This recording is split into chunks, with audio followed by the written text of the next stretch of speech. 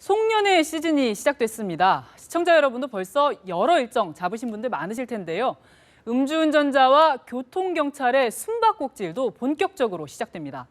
올해는 경찰이 20-30분마다 장소를 옮겨서 단속하는 이른바 스팟 단속을 한다고 합니다.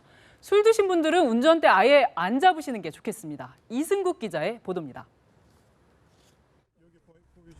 0.131% 나왔습니다. 선생님은 면허가 취소. 다시 한번 물어보면 안 됩니다. 선생님.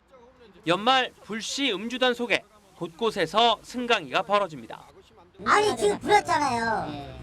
저는 술을 안 먹었습니다.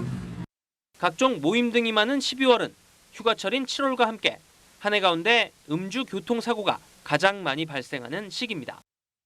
특히 밤 10시부터 새벽 2시 사이에 음주 사고가 가장 잦은 것으로 나타났습니다.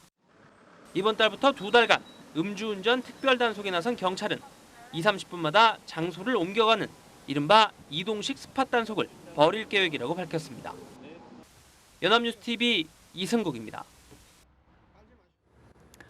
하지만 요즘 운전자들도 만만치가 않죠. 스마트폰 시대답게 음주운전 단속 위치를 알려주는 어플리케이션을 사용해서 단속을 피하기도 합니다. 이런 꼼수 운전자들을 위해서 경찰이 무작위 단속으로 전략을 바꿔서 효과를 톡톡히 보고 있다고 합니다.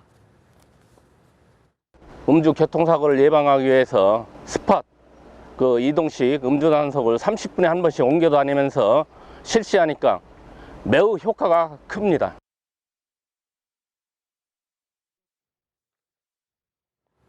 실제로 경기경찰청은 스팟 단속 첫 달 만에 단속 건수가 2배 이상 늘어났다고 했습니다.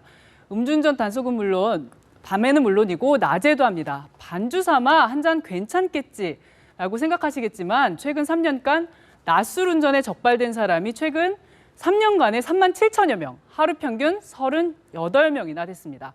강창구 기자가 경찰의 낮술 단속 따라가 봤습니다.